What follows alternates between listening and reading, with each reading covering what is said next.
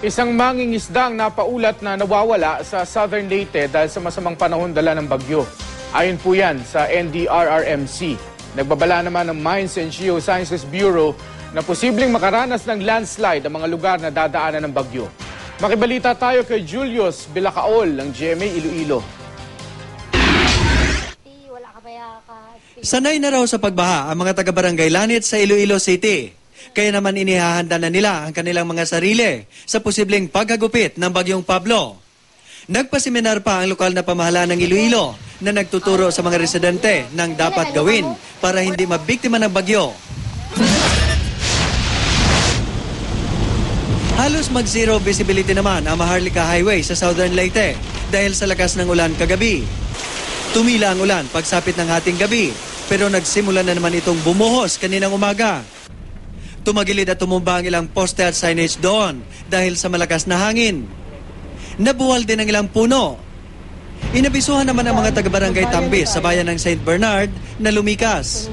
Catch basin kasi ang lugar at madaling bahain. Nagkusa namang lumikas ang mga residente sa bayan ng Libagon at pansamantalang nanunuluyan sa isang simbahan at kalapit na eskwelahan. Ayon sa Mines and Geosciences Bureau, isa ang Southern Leyte sa mga posibleng magkaranas ng landslide dahil sa bagyo.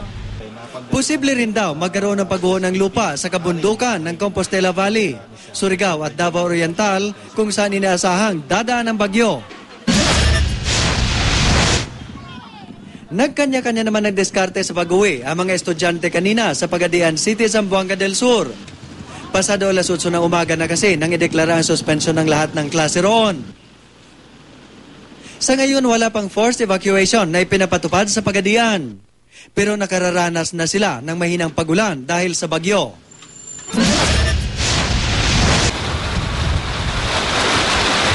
Ramdam naman ang bagyo sa Lanao del Sur.